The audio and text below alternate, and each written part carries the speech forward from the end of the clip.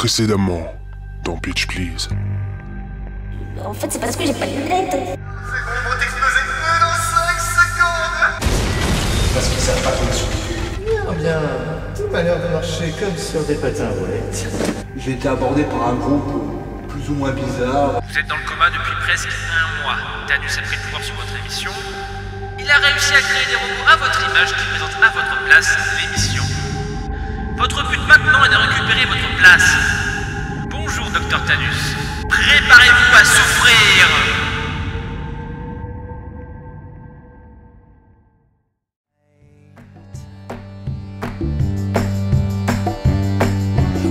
Je m'appelle Ethan Ustroy. Je suis un homme comme tous les autres, ingénieur en nouvelles technologies, aimant les animaux, les fleurs, les rires des enfants lors des chaudes après-midi d'été, rappelant avec mélancolie la douce caresse du temps passé. Enfin, j'étais un homme comme tous les autres. Mais ça, c'était avant. Ma copine avait acheté une télé 3D pour nos 2 ans de relation. On n'avait qu'une paire de lunettes, du coup c'était zéro confort. Mais on avait trouvé un compromis.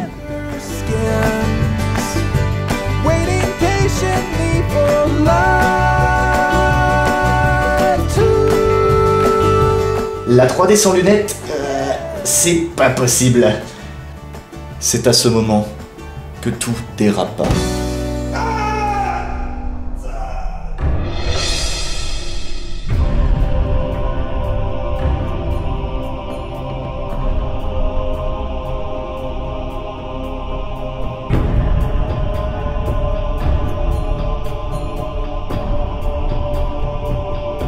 Alors j'ai commencé à faire des recherches sur tout type de lunettes. Pardon, tout type de lunettes. Vraiment tous les types de lunettes. À force de surfer sur le web, je suis tombé sur une émission de critique un peu naze sur le cinéma. J'y ai vu là le moyen de mettre un terme à la 3D.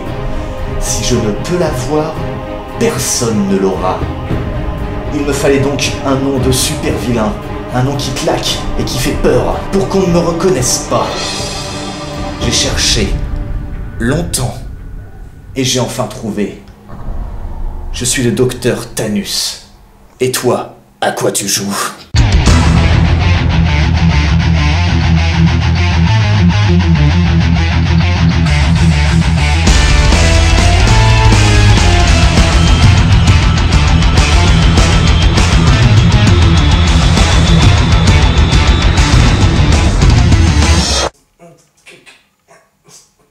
Non. Bonjour à tous, bonjour Pilar. Bonjour Ours Bleu, et bienvenue dans Pitch Please.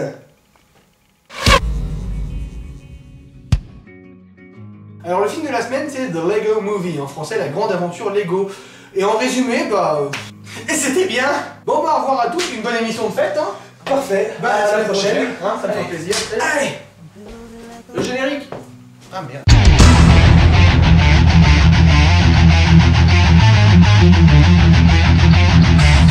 Bon, plus sérieusement, le film Lego, c'était quand même le film que toute la communauté geek, en tout cas une grande partie, attendait très grandement. Un film ouvert de 7 à 77 ans, comme on dit, qui promettait beaucoup de joie de vivre, d'humour, ça s'appelle en français La Grande Aventure Lego, donc ça promettait quand même quelque chose de grandiose. Et ça porte très bien son nom. On s'attendait, en voyant les bandes annonces, à voir énormément de caméos, ce qui en fait a relativement été le cas, mais franchement on s'attendait pas à ce qu'il y ait autant de gags, autant de références, autant de clins d'œil, parfois complètement sérieux et directs, et parfois totalement indirects, et des références à des jeux, à des films de partout, et donc maintenant étudions ça.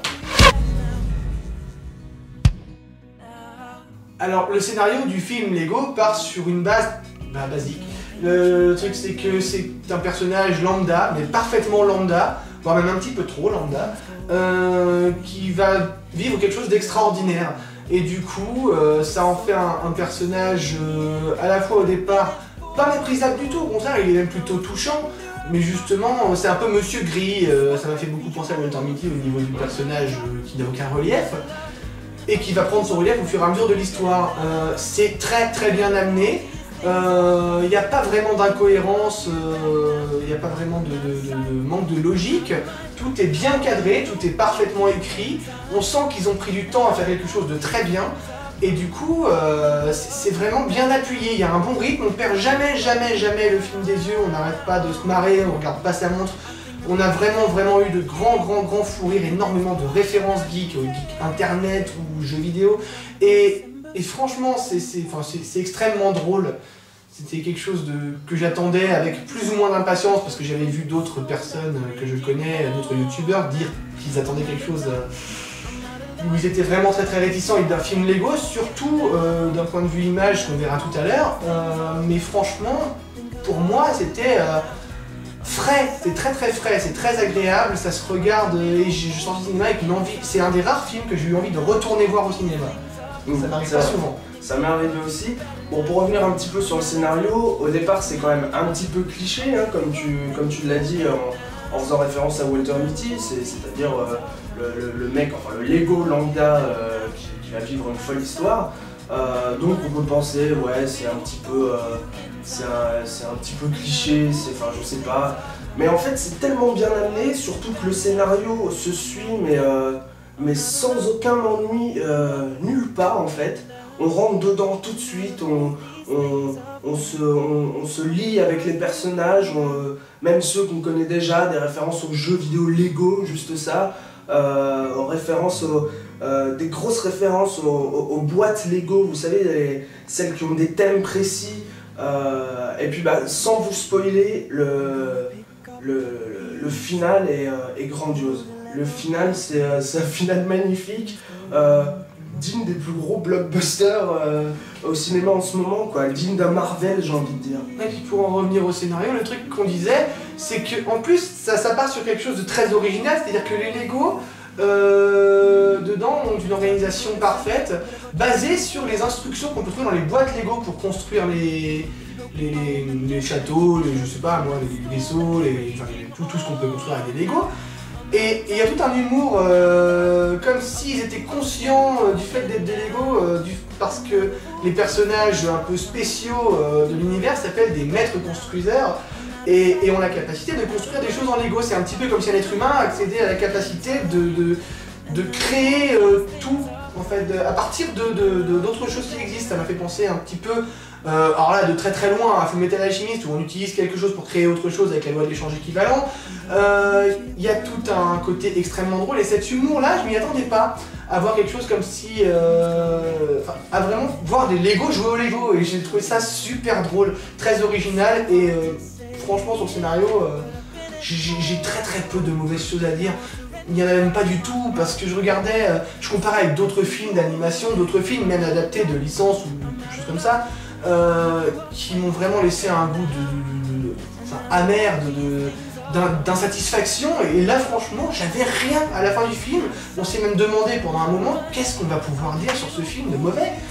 Il y avait rien, tout nous avait plu, tout nous avait fait rire, il n'y avait pas de moment de long, il n'y avait pas de gag qui tombe par terre, tout était parfaitement cadré, c'est de la grande réalisation comme je l'aime, quoi. C'était tout parfaitement cadré comme une notice de Lego en fait. Voilà, c'est... Mais pour revenir justement sur ce côté Lego dans l'histoire dont tu parlais juste à l'instant, c'est-à-dire des Lego qui construisent eux-mêmes, quoi, c'est très intéressant. Ça ouvre la porte à plein de gags, à plein à des choses vraiment où on va se tordre de rire pendant tout le film. Mais on s'en lasse pas en fait, c'est ça qui est génial, c'est qu'on s'en lasse pas, on leur demande à la fin du film, tu l'as dit tout à l'heure, on avait envie d'y retourner, quoi. On avait envie d'aller le revoir, on avait envie de le revoir d'une autre façon, en connaissant la fin et puis en cherchant certains détails, parce que j'en suis sûr, c'est bourré de détails, et bourré quoi. On avait aussi envie de s'acheter des Lego. Oui, aussi. Le film Lego a une image exceptionnelle. C'est un film totalement en image de synthèse, on l'a vu en 3D. Bon, la 3D, on va en faire une petite parenthèse tout de suite. La 3D, au début, personnellement, m'a un petit peu gêné, mais très vite on l'oublie en fait. Au final, très vite on l'oublie. Bon, c'est un énième film où la 3D, elle sert pas à grand chose, elle ajoute rien. Tout ce que ça ajoute, c'est des euros au prix du billet, quoi.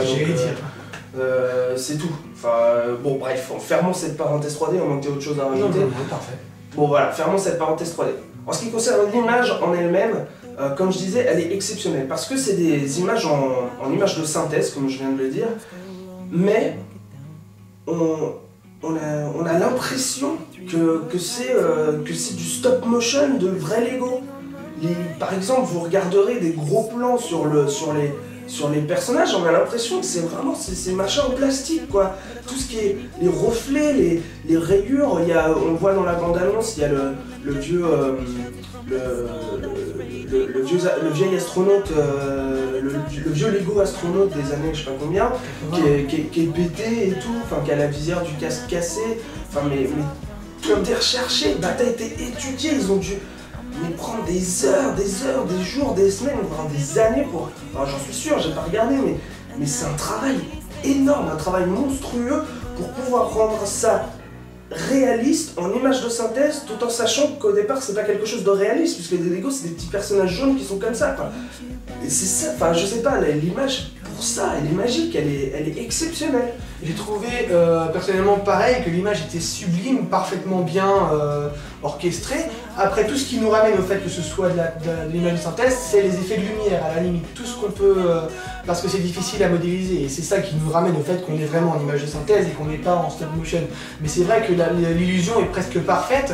Et comment dire, j'ai adoré les détails justement sur le vieux Lego dont tu parlais, avec ce qui nous est tous arrivé quand on a eu des Lego avec un casque, d'avoir le petit bas du casque pété en deux. On a tous vécu parce qu'on a tous un parent qui a marché dessus en se ruinant le pied, en nous déchirant un petit peu après.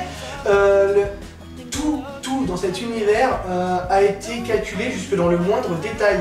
C'est-à-dire que tout est dans Lego sur le chantier de construction au tout début où le personnage principal travaille, ils construisent en Lego et c'est génial, d'ailleurs j'adorais ce passage. Il y a même, tout est calculé, même les chutes qui rajoutent un côté un peu cartoon parfois où le personnage tombe pendant très longtemps, au fur et à mesure de la chute on le voit tomber, rebondir un peu comme dans un cartoon et à un moment on le voit carrément se disloquer, la tête qui se détache, le bas aussi et tout se reconstituer après et ça nous ramène au fait qu'on est vraiment devant des Lego même si on le sait déjà parce qu'on peut pas ne pas en être conscient parce que de base je suis pas spécialement jaune ni comme ça donc j'ai perçu mais bon l'image est géniale parce que autant au départ la stop motion quand je voyais les bandes annonces je me disais ah merde ils ont pas animé ça comme un jeu Lego non parce que pour le coup les jeux Lego effectivement étaient très fluides et là ils ont donné cet effet, j'ai envie de dire, cet effet stop motion, ne serait-ce que le méchant quand il marche sur cette espèce de grosses échasses, on a l'impression, enfin c'est pas aussi fluide que dans un jeu Lego, dans les cinématiques des jeux Lego, où ils ont vraiment cherché, malgré les mains comme ça, ils ont cherché à faire quelques mouvements fluides, des endroits pliables, alors que là non, ils ont pas spécialement, un petit peu quand même, mais ils ont pas spécialement cherché à faire ça, à certains moments quand ils marchent, on se dit c'est de la stop motion et puis on essaie de chercher, on essaie de se dire mais non attends c'est de l'image de synthèse ou pas, je suis perdu, je sais plus. Et en fait c'est de l'image de synthèse de A à Y, parce que pas de A à Z, et ça faudra voir le film pour comprendre. Exactement. Et le truc c'est qu'on voit même des fois le grain plastique des figurines, c'est génial parce qu'on a l'impression en regardant le film d'être en train de jouer au Lego.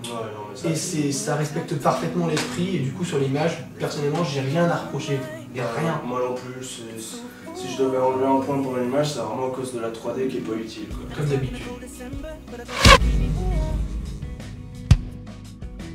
La musique de The Lego Movie, je crois que c'est un des morceaux qui me restera à jamais dans la tête. Attention, petit exemple de 4 secondes. Merci. Voilà, et cette musique est absolument géniale. Je l'ai trouvée, on l'a dans la tête depuis le début du film, vu qu'elle est en intro au film, elle sert d'introduction au film. Enfin voilà, cette musique, on en parlera plus clairement dans le bilan, mais elle est vraiment géniale, elle reste dans la tête. Bon après, je l'ai directement, j'ai directement été la chercher après le film parce que j'avais envie de la entendre parce que d'une, la musique est sympa, bon ça pète pas trop patin un canard, mais c'est sympa. En plus, moi, pour une fois qu'il y a un film qui a une musique à lui, je pouvais pas passer à côté. Et de 3, les paroles, quand on prend le temps de les traduire ou de regarder les traductions sur internet, sont vraiment, vraiment drôles. C'est bien écrit, on sent, comme on dit dans les autres parties de l'émission et qu'on va le redire là, un film conscient d'être un film Lego qui respecte l'esprit Lego de A à Y. Et qui qui vraiment plonge dans son univers parce que c'est la base des Lego, ouvrir la porte à l'imagination, ouvrir la porte à tout ça, crée-toi ton propre monde. Et au niveau des musiques, c'est pareil, c'était très créatif, parce que même les musiques d'ambiance sont sympathiques. Bon, je les ai pas spécialement, elles sortent pas spécialement du lot, mais elles sont sympas. La musique thématique du film restera à fond dans votre esprit. Si vous l'avez pas encore dans la tête au bout de 3 semaines que vous l'avez vu, c'est que vous avez un cerveau en dessous de la moyenne, je vous le dis sincèrement. Mais sinon, voilà, je veux dire, c'est une chanson qui va se graver dans votre tête, vous l'entendrez même en allant vous coucher après avoir vu le film. Enfin, moi je l'ai trouvé parfaite, c'est extrêmement bien fait. Les sonorités du film sont très drôles parce qu'il y a même des moments où ils appuient le gag en mettant un bruitage absolument mal fait. Un gros bruitage bouche, voilà. Ça personnellement, ça m'a fait hurler de rire pendant tout le film. Il y a quelques petits moments où justement pour souligner l'intensité du moment, ou justement pour ruiner l'intensité du moment, il va y avoir un bruitage qui va être fait à la bouche, mais bien dégueu comme vous le feriez en jouant au Lego, genre oh mon dieu, voilà, bon. Mais je veux dire, ça souligne un humour génial. Il y a plein d'humour, j'ai envie de dire métafilmique, parce que c'est le film qui se fout de lui-même parfois, et les musiques et les sons servent en grande partie à ça. Enfin voilà, encore une fois, pour la 3e fois on va dire, il n'y a pas grand chose à reprocher au film sur ce côté-là. Non, alors moi je suis pas totalement d'accord avec toi sur un point, c'est concernant les musiques dites d'ambiance on va dire, parce qu'au contraire moi je les ai trouvées vraiment géniales parce que pour un film Lego où on pourrait s'attendre à des musiques enfin voilà, pas plus recherchées que ça, au contraire c'était ultra recherché, tout allait dans l'action. Les musiques allaient avec toutes les ambiances dans lesquelles ils étaient. C'était aussi bien fait que, j'en sais rien, j'aime pas ces films, mais c'est aussi bien fait à mon avis qu'une musique entre guillemets d'un blockbuster comme Transformers ou peut-être même Superman ou Batman, pour citer des bons films quand même. Mais enfin voilà, je pense que ces musiques-là ont quand même été ultra travaillées et qu'elles sont tout aussi géniales que le thème de ce film. Le thème, t'as quasiment tout dit, quoi. Il n'y a rien à redire sur ce thème.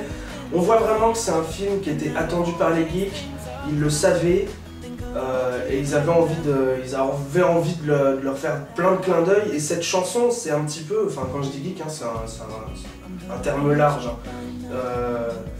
Mais cette chanson, elle est faite exactement dans le même principe que, je sais pas, qu'une chanson, comme la chanson des licornes là, ou Space Unicorn. Ouais, Space Unicorn, mais vraiment, c'est-à-dire que c'est pas une chanson extrêmement bien écrite, peut-être un petit peu recherchée par rapport au thème Lego. C'est pas une chanson qui musicalement transcende. Mais c'est une chanson qui va rester dans la tête, qui est tellement conne qu'elle va vous faire marrer, du coup vous allez la chanter, dans le cinéma vous allez être là, voilà, enfin mais c'est... envie de bouger. Voilà, et en fait ça va être un petit peu, enfin j'ai l'impression que ça va avoir le même impact, si ce film a un bon impact, cette chanson va avoir le même impact que Space Unicorn, quoi, c'est-à-dire que dans des soirées où les gens ont envie de se triper, ils vont foutre Space Unicorn, enchaîner avec la chanson des Lego et puis finir sur Gunther, quoi. Enfin, et péter des dates de parquet et faire chier les voisins. Exactement. C'est ça qu'il faut faire. Ouais, parce que les voisins font chier au départ. Voilà, c'est quoi cette idée de pas vouloir nous laisser écouter de la musique à fond jusqu'à 3h du mat? Je comprends pas ça. Au final, le film Lego, c'est quand même un excellent film, quoi. Il y a franchement pas grand chose à dire. Moi le seul truc que j'ai eu à redire, vous avez vu, c'était sur la 3D. Franchement c'est pas vraiment un truc propre au film, c'est un effet de mode qui j'espère va bientôt s'essouffler. Mais ouais, franchement on rigole du début à la fin, on s'amuse avec tout le monde, on chante, Enfin, franchement, on a limite envie de rentrer dans le film et aller s'éclater avec tous ces personnages, quoi. On a effectivement, à la fin du film, on a envie de s'acheter des Lego et de se refaire des histoires. Et justement, en parlant de se faire des histoires, ce film, je vais essayer de pas spoiler quoi que ce soit, c'est vraiment très difficile. Et c'est ce qui est frustrant dans cette émission pour cet épisode, c'est que la fin est énorme, mais on peut vraiment rien en dire, quoi. Donc franchement, allez le voir, ça va valoir le coup. Bref, on a trouvé, enfin en tout cas pour ma part, mais je crois que tu es d'accord avec moi, on a trouvé qu'il y avait 3 lectures possibles à ce film, au minimum. La première, c'est-à-dire celle premier degré, celle d'un enfant un peu, c'est-à-dire on voit un film sur les Lego, ils ont eu des problèmes, ils ont réglé les problèmes, patati patata. La deuxième qui dit au final, franchement, si vous jouez au Lego, vous n'êtes pas obligé de vous arrêter à un univers ou en tout cas à ce qui a marqué sur une notice. Ça m'a fait repenser un petit peu à une vidéo qu'avait faite Davy Mourier, que vraiment j'adore. Il a fait toute une vidéo où il était en train de construire le Space Wing, je crois, de Star Wars en Lego, et qui est vraiment un truc génial. Et justement, il mettait le temps qu'il avait mis, il mettait tout, et puis il suivait la notice et tout. Et effectivement, ce film s'autocritique, enfin autocritique Lego sur cette deuxième lecture en disant ouais, c'est vrai, il y a plein d'univers différents, il y a plein de notices pour faire un vaisseau précis par exemple, ou un bâtiment précis, mais au final vous pouvez tout mélanger et utiliser votre imagination, c'est ça en fait. Et on n'est pas obligé de se cantonner à un truc. Et c'est là qu'on en vient à la troisième lecture possible, c'est qu'au-delà du Lego, ça parle de la vie en elle-même.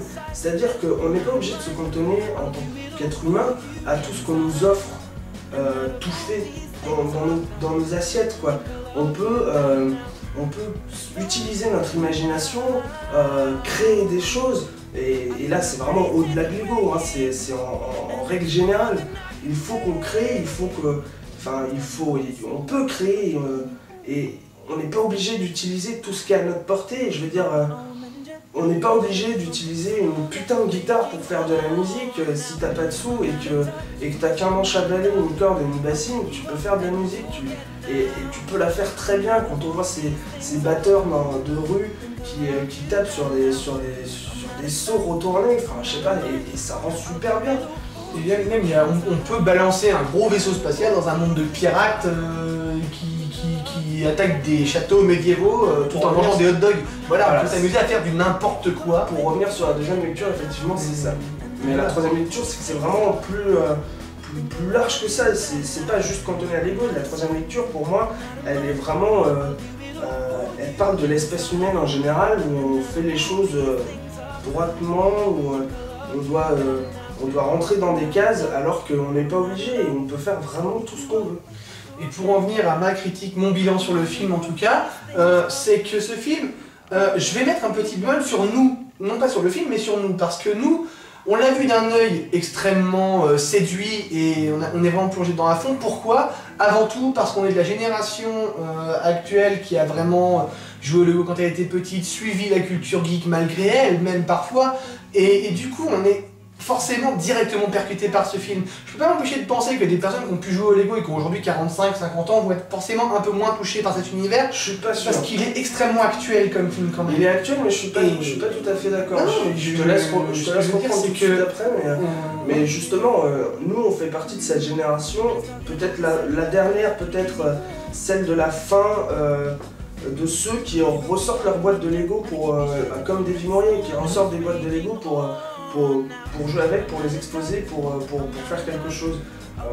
Donc je suis pas tout à fait d'accord avec toi sur ce point-là. C'est vrai que c'est très actualisé, mais je suis pas tout à fait d'accord. Non, ce que je dis, c'est que nous on va le voir d'un œil comment dire, très présent, c'est très actuel pour nous, c'est quelque chose qui nous touche directement dans notre vie de tous les jours. Autant des personnes qui ont 45-50 ans vont le voir d'un œil touché parce qu'ils auront joué au Lego avant, mais peut-être moins immersif. Après, les enfants, bon, de toute façon, on leur demandera jamais, hein, eux ils plongent dedans, tu leur racontes que c'est l'histoire d'un caca qui parle avec un chamallow et qui dit ah qu'est-ce que t'as fait? T'as vu, j'ai grandi? Non, je sais pas, c'est un peu pareil. J'aime bien cette blague. Après ce film-là, bon, justement c'est pour ça que j'ai mis des points en moins, c'est non pas pour détruire le film, ni pour flinguer le film, c'est juste parce que je voulais empêcher que pour une fois notre émission soit partiale.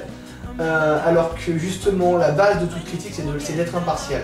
J'ai voulu faire qu'on soit réaliste en pensant public au sens large et non pas seulement le public, un des publics visés par le film. Voilà, j'ai voulu qu'on soit pas limité au fait de se sentir, nous, un seul public. J'ai voulu qu'on pense aussi, on a été des gosses, on est des personnes adultes, et c'est aussi ça le travail d'un critique, même si on n'en est pas réellement, c'est de savoir se mettre en dehors de lui-même et de voir le film avec les yeux de tout le public. C'est pour ça que j'ai retiré des points. Cela dit, j'en reste à dire que ce film est à voir, pour petit, pour grand, pour vieux, pour mort, je m'en fous. Pour paner aussi. Voilà, je veux dire, gardez-le, achetez-le en Blu-ray dès qu'il sort, faites l'amour avec, achetez-vous l'édition collector, faites des Lego, construisez-vous une maison, j'en sais rien. Mais ce film met fin à quelque chose qui me fait extrêmement plaisir, c'est qu'il m'a redonné goût et foi dans la créativité. Parce que depuis quelques années, comment dire, Instant coup de gueule. non, pas du tout. J'étais simplement très déçu aussi en fait de voir que tout ce qu'on avait au cinéma, tout ce qui nous était offert, c'était souvent une adaptation de quelque chose d'avant, un reboot, quelque chose qui a déjà été écrit, et jamais de films originaux, même si là c'est adapté d'un type de jouet. On peut pas dire qu'il y ait vraiment une histoire ou un scénario Lego, c'est simplement juste on a pris des Lego, on a fait un film. Et je trouve ça génial, parce que j'en avais marre de voir tous ces connards autour de moi, oui je dis connards, mais je suis méchant, qui directement, vous savez ce genre de copains que vous avez tous, qui dès qu'ils voient qu'un film va sortir, ouais mais ça va être de la merde, il y a machin dedans, ou alors, bah tiens, Ben Affleck dans le prochain Batman, bordel de merde. Moi j'ai vu Ben Affleck, j'ai dit, vous savez quoi, il a parfaitement la gueule de l'emploi, ouais il y a eu dans Daredevil, mais faut arrêter de mettre tout ça sur sa tête, parce qu'il y a aussi le réalisateur qui va mettre en... Oui, et là je vais te faire des ennemis, justement en parlant de Daredevil, Ben Affleck dans Daredevil, et bon. Bah oui, c'est pas que l'acteur est mauvais, c'est que le réalisateur est mauvais, le film est mauvais, le scénario est pourri, mais Ben Affleck dans Daredevil est très bon. Bon après quand il louche il est moche, mais c'est ça je pense que c'est un peu le cas de tout le monde. J'ai rarement trouvé une meuf qui se dit oh tu louches, tu gagnes 15 points en charisme, non ça je connais pas. Mais c'est en JDR, alors moi je veux dire que je suis louche, que je louche, je suis louche aussi d'ailleurs. C'est mec est louche car il louche. Non, mais ce que je veux dire c'est que Ben Affleck ça m'a séduit de voir qu'il allait jouer le prochain Batman, parce que je trouve que physiquement, surtout maintenant qu'il atteint 45 ans à peu près, il a parfaitement la gueule d'un Bruce Wayne. Pour ceux qui sont pas d'accord avec moi, je vous recommande de lire La Cour des hiboux et La Nuit des hiboux, un coup on va dire vos gueules après. Je veux dire, c'est parfaitement l'acteur pour ça, juste qu'il soit bien dirigé, c'est tout ce qu'on lui demande. J'attends de voir ce que ça va donner. Il sera dans le prochain Superman avec Batman et de Zack Snyder. Pourquoi pas, j'en serais ravi. Et justement, je ne fais pas partie de ceux, quand ils ont vu que ça allait être Ben Affleck, qu'on dit oh ça va être de la merde. J'en ai marre de tous ceux qui s'enflamment directement et qui, au lieu d'avoir des a priori, remplacent ça par des idées reçues extrêmement ancrées dans leur façon de penser dont ils ne démordront pas parce qu'ils sont devenus obtus. Et je trouve ça dommage. Mais il y a l'effet inverse aussi de ce truc-là. Bon, là, on parle même plus du film, mais c'est pas grave. Il y a l'effet inverse de ce truc-là, c'est-à-dire que il y a ceux, par exemple, je sais pas, s'il y a un gros fan de Ben Affleck qui va se dire puisque c'est Ben Affleck, le film sera bon. C'est pas forcément vrai non plus. Donc, on dit pas que le film sera bon ou sera pas bon. Justement, le problème, c'est que c'est du futur. Le film n'est pas sorti, il n'y a même pas de bande-annonce. On n'a même pas encore vu les costumes ou quoi que ce soit. Donc, enfin voilà, attendons de voir le film, c'est comme ceux qui regardent une bande-annonce et qui vont tout de suite critiquer le film alors que... Et trouvons-nous un esprit critique impartial, même si parfois moi-même je peux être partial.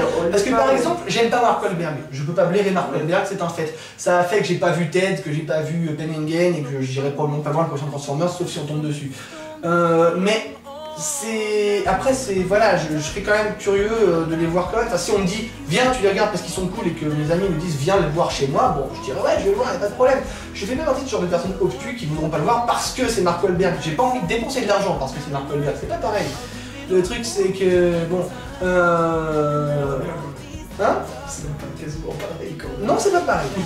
Chut, je suis de mauvaise foi. Mais bon, quoi qu'il en soit, aujourd'hui, il faut reconstruire notre esprit critique et arrêter de s'arrêter à des détails. Voilà, et aller voir les films pour ce qu'on nous offre, parce qu'après tout, les gens qui gueulent, c'est simplement des gens qui auraient voulu avoir autre chose, mais qui l'ont pas. Mais a priori, déjà, je trouve le principe de l'adaptation. Bon, j'adore les films adaptés, c'est pas la question, mais je trouve que le principe de l'adaptation est un peu pathétique dans le sens où ça prouve que les gens n'ont pas assez d'imagination pour le faire dans leur tête quand ils lisent une BD ou quand ils lisent un livre. C'est agréable de voir un film en 1h30, mais ça brasse sincèrement forcément moins de détails que le livre en lui-même, que la BD en elle-même. Voilà, plein de détails. Je recommande par exemple, pour ceux qui veulent voir un exemple de ça, la BD Flashpoint qui vient de sortir il y a quelques mois de DC Comics. C'est une très très bonne BD et il donne avec elle le Blu-ray et le DVD. Au cas où tu sois pauvre et que t'es qu'un lecteur DVD. Le film en lui-même est super sympa, mais la BD brasse énormément plus de choses. Et du coup, on voit là justement, ça a carrément mis en relief le fait qu'une adaptation ne pouvait pas être exactement comme il faut. Et c'est pour ça que ça m'énerve viscéralement de voir les gens gueuler sur une adaptation pour un détail qui pue, alors que le film en lui-même est sympa. J'ai vu par exemple le premier Iron Man, je l'ai trouvé génial, c'est un de mes films préférés, je le trouve vraiment très cool. Énormément de gens fans de Iron Man que je connais ont dit ouais mais tu comprends, ils ont trop actualisé le truc. Oui forcément, ils n'allaient pas le faire à la 1960 avec des boutons rouge, vert, jaune fluo qui faisaient non voilà, ça ne pouvait pas le faire, sinon ils auraient fait un film en steampunk et ça aurait été très moche. Mais je veux dire, non, ils ont oublié d'actualiser les choses, on peut pas faire un truc, sinon c'est pourri. Bref, on va en revenir au Lego, oui, parce que là je trouve que c'est la plus grosse digression jamais faite dans l'histoire de Pitch Please. Pour tout vous dire, je vais quand même clairement dire ce que je pense qu'on pense tous les deux, c'est que le film se résume parfaitement par sa bande originale. Ouais. Voilà, je pense qu'on peut finir là-dessus. Je pense qu'on peut finir là-dessus.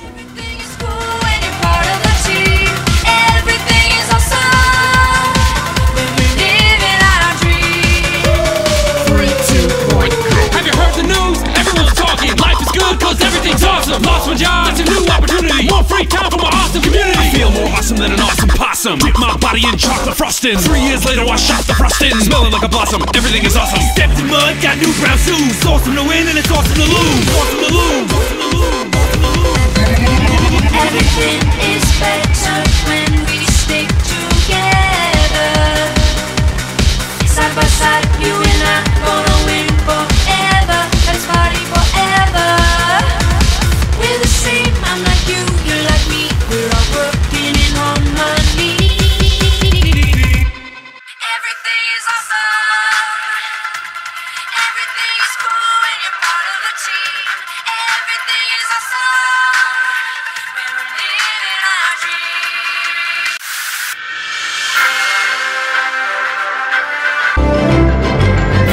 Salutations tête de naze, je suis chef, au menu aujourd'hui des missions et des révélations. Cher monde de l'interweb, la critique est en danger, et me dis pas que t'en as rien à foutre, parce que sans les critiques, comment tu serais qu'il faut paraquer pour aller voir le dernier Fast and Furious, acheter le moindre tome de Fairy Tail, ou que t'apprennes les premières images, le prochain Sonic, ça sera de la merde. Mais là, je digresse. Grèce? Ta gueule, Maria. Arrête de m'appeler Maria. Et pourquoi t'as un cache-œil en fait? Parce que ça m'évite de voir ta gueule de con, et en plus c'est swag en classe. C'est qui ce mec là en fait? Bon, je sais pas, ça doit être le mec là que Philippe nous a parlé dans l'épisode précédent. Ah! Bon, maintenant les deux grosses tafioles, on va fermer sa gueule et bien ouvrir ses escouades. Quand j'ai toute votre attention, ceci est un appel aux armes. MCS couteau, petit caillou, j'en ai rien à foutre. Une tempête approche. Et tempête en février, et ben ton chie en mars. Mais il veut rien dire ton dicton là. Ta gueule, Maria. Certaines personnes menacent la critique libre, et il est temps d'y mettre un terme. Je vais vous demander de regarder sous votre siège. Par contre, si toi t'es en train de regarder l'épisode de Pitch Please, regarde pas sous ton siège, parce que c'est un sketch, donc ça n'aurait aucun sens. Voilà.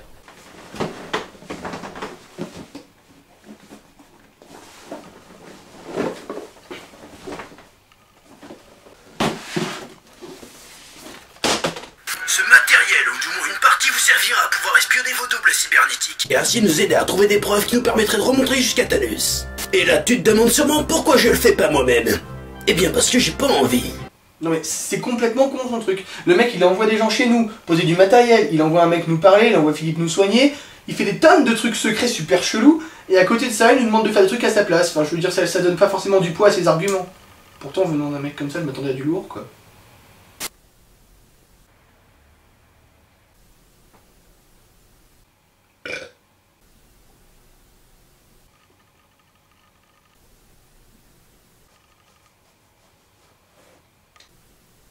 Bonne chance et que la force soit avec vous.